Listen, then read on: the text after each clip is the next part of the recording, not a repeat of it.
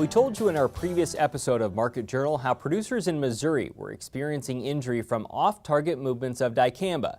Nebraska Extension weed management specialist Amit Jhala said as of Wednesday, Nebraska Extension had received 260 complaints related to suspected dicamba damage.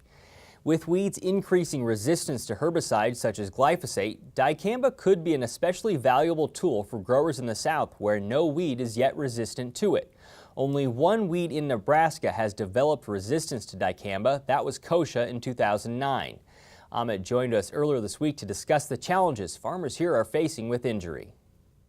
It is widespread, but not as bad as in Missouri and other states like Illinois.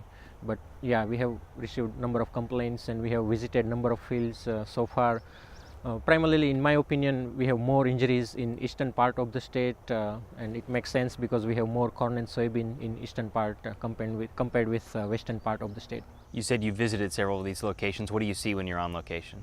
Most of the fields that I have visited, where you will see dicamba injury basically on the top of the leaves, and it's almost like a consistent injuries starting from one end of the field to the another end.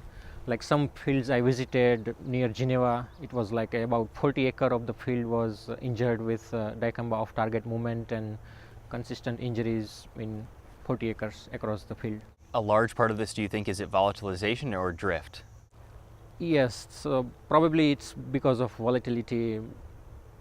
Off-target movement with physical drift cannot create this type of consistent injuries.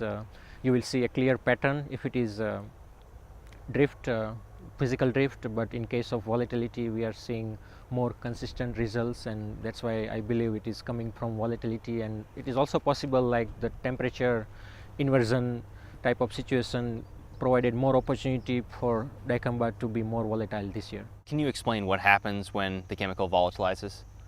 It basically, when you apply dicamba on crop in liquid formulation, it will convert in gas, and then these gas particles are taken over by wind, and that is how it can create situation where it can go off target.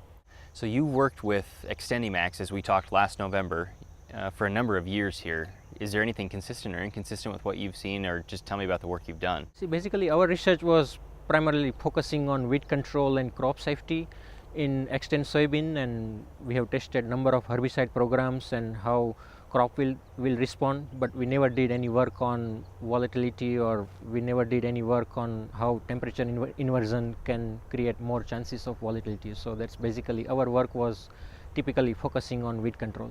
What would you say to growers who are thinking about or not thinking about using this product next year? It will be hard to tell now, considering the issues that we had this year, not only in Nebraska but also in several states in the north central part.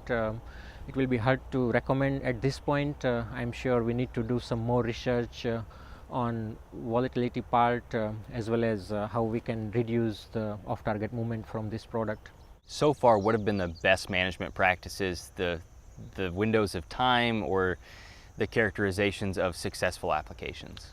It is again hard to tell in yes and no type of question, but some of the work conducted by my colleague Dr. Kevin Bradley at University of Missouri, they have done some work and correlated the effect of temperature inversion on this issue, and they have suggested like most of the time during March and July in Missouri, they have seen this temperature inversion in about 50% of the days, which is more than we expect to see.